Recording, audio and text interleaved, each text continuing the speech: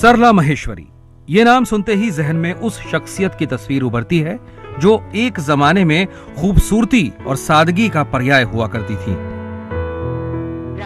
माथे पर बिंदिया, सीधे पल्ले की साड़ी और ऐसी आवाज जो आज भी हर साल खेल दिवस पर राष्ट्रपति भवन में गूंजती है। कृष्ण कहते हैं, दही मतना तो हमें नहीं आता, लेकिन हाँ, हम आएंगे जरूर। तुम प्रेम का दही मतना और हम माया का मक्खन खाएंगे। इन्हें देखते ही दूरदर्शन का गुजरा जमाना याद आने लगता है। वो जमाना जब सरला माहेश्वरी की साड़ियां महिलाओं में चर्चा का विषय होती थीं। उनकी सादगी के दर्शक कायल थे तो उनकी भाषा और उच्चारण के सभी मुरीद। वो दौर तो गुजर गया, लेकिन वो सादगी, वो खूबसूरती और वो संयम आज भी कायम है।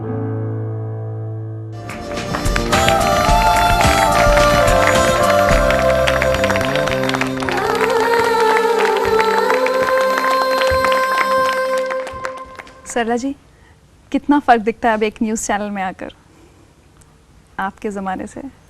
हाँ, बहुत फ़र्क लगता है। वही जो एक समय का परिवर्तन होता है वो तो हमेशा होता ही है। कभी हम बैलगाड़ियों में घूमते थे, टांगे में घूमते थे, फिर कभी प्लेन में घूमते हैं, बस वही फ़र्क है। यानी तेज़ी आ गई है, हर जगह एक स्पीड बढ़ गई है, तो वही फ़र्क हमें महसूस होता है।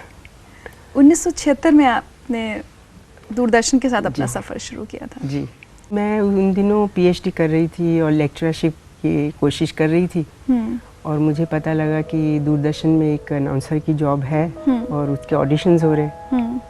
तो ऐसे ही मैंने भी अप्लाई कर दिया और शायद करके भूल भी गई, क्योंकि उम्मीद नहीं थी कि कोई जवाब आएगा, और जवाब आ गया। उसके बाद इंटरव्यू दिया और उसमें सिलेक्शन भी हो गया, तो बड़ा अच्छा लगा। फिर उसके बाद अनाउंसमेंट शुरू कर दी थी उसके बाद। और न्यूज़ में आप कितने वक्त बाद गई? करीब 5 साल तक मैंने किया। फिर 82 जनवरी से मैंने न्यूज़ पढ़नी शुरू की। 82 में आपने न्यूज़ रीडिंग शुरू करी और 84 में आपकी शादी हुई? हाँ, 84 में मेरी शादी हुई। उसके बाद आप दूरदर्शन छोड़कर चली गई? हाँ, फिर मैं इंग्लैंड चली गई थी, क्योंकि मेरे हस्बैंड वहीं थे। और फिर कुछ मौके की बात थी, वहाँ मुझे बीबीसी में काम मिल गया, तो बीबीसी टेलीविज़न मैंने किया 2.5 साल तक। तो 84 से 86 अक्टूबर तक मैंने बीबीसी टेलीविज़न किया था, और फिर मैं वापस लौट आई थी, और दिसंबर में मेरा बेटा हुआ था। फिर 1 साल तक कुछ नहीं किया था, और फिर मेरे ख्याल से मैंने 88 से फिर न्यूज़ पढ़नी शुरू कर दी थी। आपकी फैमिली का बहुत सपोर्ट रहा है आपके करियर में? बहुत बहुत। मैं इसका पूरा श्रेय अपने परिवार को दूंगी। आपको एक मैसेज सुनवाते हैं। हम सितंबर 83 में पहली बार एक फ्रेंड के यहाँ मिले। मैं इंग्लैंड से छुट्टी पर आया था, और जब सरला को बताया कि मैं गैस्ट्रोएंटरोलॉजिस्ट हूँ, तो उसने कंसल्ट भी किया। मैंने मजाक में कहा कि मुझसे शादी कर लो, ठीक हो जाओगे। तो यहीं से ये सिलसिला शुरू हुआ। सरला के बारे में यही कहूँगा कि you have been a lovely wife, a great daughter in law and mother. Sarla, thank you for being a part of my life.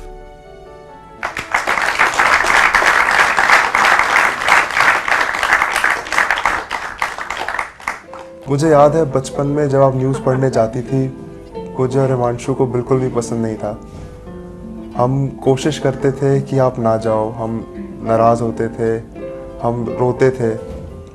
फिर आप कहती थी आप नहीं गई तो आपको पुलिस पकड़ कर ले जाएगी। इसके बाद हम कुछ नहीं कहते थे, आपको नहीं रोकते थे। लेकिन आपने हमारे लिए बीच में अपना करियर रोका, हमारे लिए सपने देखे। हम उम्मीद करते हैं कि आपकी इन आशाओं को पूरा करेंगे। माँ, वी ऑल लव यू।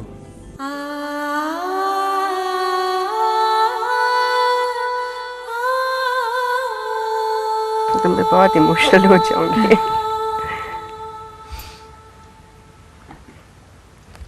चलिए, पर अच्छा लगा कि आम जिंदगी में ऐसे आदमी कुछ कह नहीं पाता है ना। हाँ। आपने एक अच्छा जरिया दिया इन लोगों को कुछ एक्सप्रेस करने का।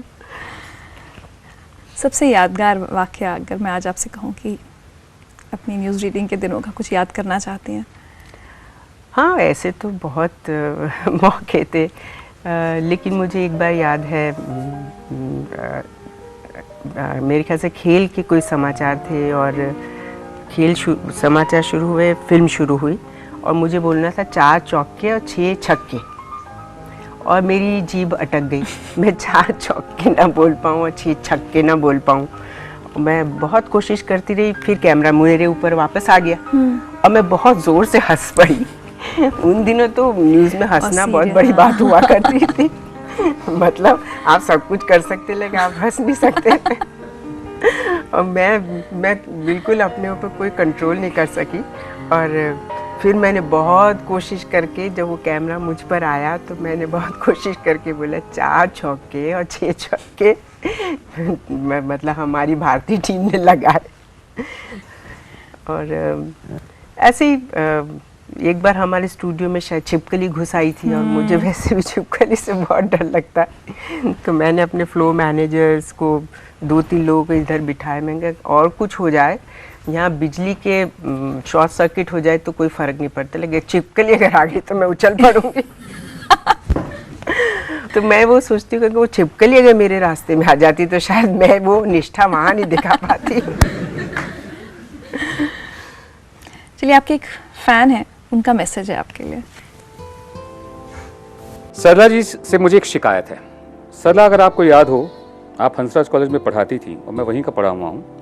मैंने आपसे कहा था कि आप मुझे हिंदी साहित्य का इतिहास पढ़ाइए, और आपने वादा भी कर लिया, लेकिन मुझे पढ़ाया नहीं। शायद आप भाप गई थी, आपको समझ में आ गया था कि मैं आपसे फ्लर्ट करने में ज़्यादा इंटरेस्टेड था, हिंदी साहित्य का इतिहास जानने में कम इंटरेस्टेड था, इसलिए आपने मुझे लिफ्ट नहीं दी। मेरी आपसे ये शिकायत है। तो विनोद से मैं ही कहना चाहूँगी, अगर इतिहास पढ़ने एक बार आके देखते तो सही। लेकिन सरला जी, आज मैं दिल से बात कहना चाहती हूँ। आपको टेलीविज़न पर देखते थे तो ऐसा लगता था कि क्या ये असल ज़िंदगी में भी इतनी सिंपल होंगी, इतनी सौम्य होंगी जैसी ये दिखती हैं। And today I can say this, कोई फ़र्क नहीं है। जो आपकी स्क्रीन इमेज हमेशा देखी हम लोगों ने जब हम बड़े हो रहे थे, and you exactly the same. बहुत अच्छा लगा आप यहाँ आई, बहुत अच्छी अच्छी बातें की आपसे। एक छोटी सी भेंट है हमारी तरफ से आपके लिए।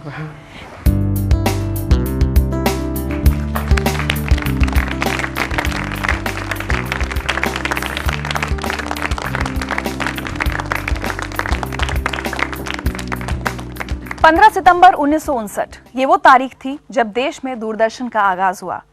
तब से अब तक कई दौर बदले, ब्लैक एंड व्हाइट टेलीविजन से लेकर कलर टेलीविजन तक, दिन में एक न्यूज बुलेटिन से लेकर पल पल की ब्रेकिंग न्यूज तक। लेकिन आज जिंदगी लाइव की ये कोशिश थी कि हम उन चेहरों को आपके सामने लाएं जिनसे हमारे बचपन की बहुत सी यादें जुड़ी हैं।